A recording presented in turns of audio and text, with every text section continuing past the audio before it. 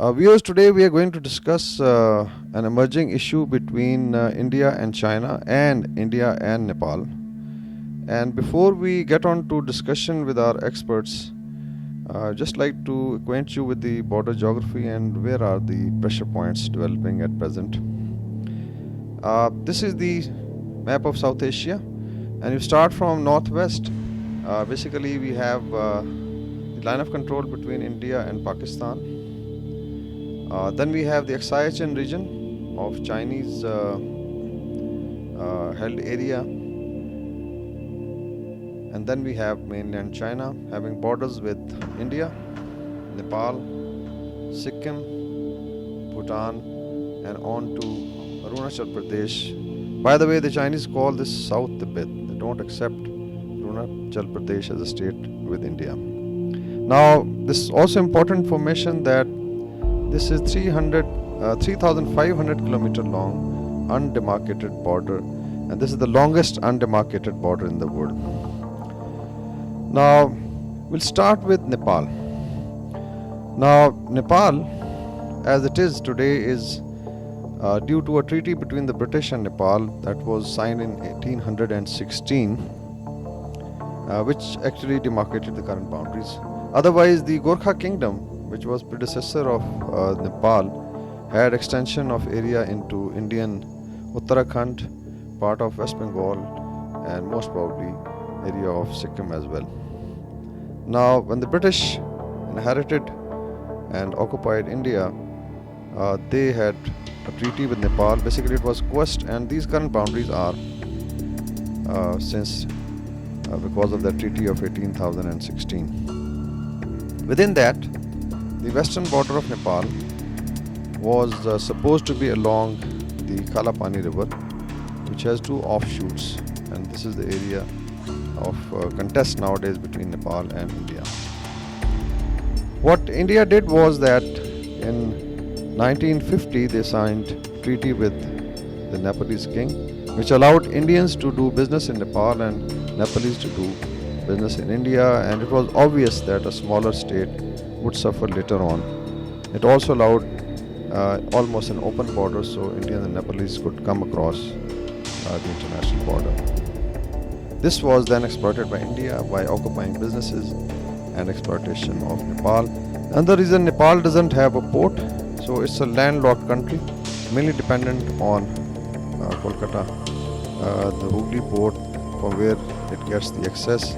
Although Bangladesh can provide access, but India does not allow it to pass through the Siliguri corridor. So Nepal, in that sense, remains landlocked and dependent on India for trade. Now, coming to the area of Kailash Mansarovar, this is basically a Hindu religious site, and the legend says that you have Lord Shiva living here, and it's a holy place for Hindus, so they have basically a pilgrim. Mainly the routes come through Nepal. If you look at Kathmandu, and then it enters the Chinese Tibet, so it's a long way, but mainly the entire tourism was passing through Nepal. Now, what India has done is that opened a track which they want to convert into a road in the Lipulik region, so it shortens the distance to Kailash Mansarovar and also denies Nepal the religious tourism, which I think the Nepalese are now understanding. The Nepalese claim is that Lipulik region is east of Kalapani river, whereas India says no, it falls into Uttarakhand, and now they are forcing it out. We also heard the Nepalese Prime Minister and the cabinet coming up with a new map which clearly demarcated that Lipulik region was with Nepal. So there is tension with Nepal. Now, coming to India-China standoff. As I described earlier, that this is the longest undemarcated border in the world, 3,500 kilometers, and generally run along the Himalayas, and it's a very difficult terrain. China has developed infrastructure, road network within Tibet and in Aksai-Chin, so they can have good access up to the border. Same is being reciprocated by India. Now, the current situation is that as per Indian media, basically I am quoting NDTV, that the Chinese have established camps which India claims to be the Indian area, and this is basically in this part of Ladakh, Indian occupied Ladakh, that India claims that China has intruded into, and reportedly 5,000 Chinese troops are there. China claims that this is part of their own territory because there is a perception of border. There is no border which exists between India and Nepal. For India, it's a face loss. They are having a problem in Nepal at Dipulik region. Then, if you know, in 2017 there was a Doklam standoff where India moved forces basically in Bhutan to so-called checking China, whereas India doesn't have any border with Bhutan in that area. And we had standoff with India in recent time along Chinese-Sikkim border. So there are three pressure points which are developing. One is the Chinese-Sikkim border, the Nepalese-Indian border in Lipu Lake, and then is this part of Ladakh where we have a lake and a river. The Indians feel that Chinese have probably intruded into it. Now, as far as Indian Army Chief is concerned, he came up with a statement, I think a week back, and said that no, there was small skirmish and there was actually aggression from both sides, and things would be settled. It has nothing to do with the developing situation in the region, and these three events were not connected. Now Indian strategists like Brahmachalini and some of their defense analysts are saying that Indian chief should not have said that, why he was playing from the Chinese side. And basically they have shown weakness vis-a-vis China, and now Chinese are sitting in their area and India has a face loss.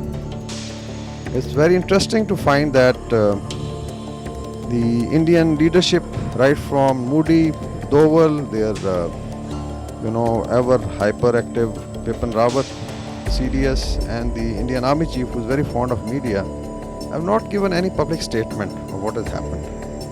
Whereas there is a lot of clutter on social media that India has lost hundreds of square kilometers of area, and this is the second Kargil as per the Indian media. So to cut it short, if you look at South Asia, it's geographically Indo-centric because India has border with every SAARC country, whereas none of them have border less than Afghanistan and Pakistan.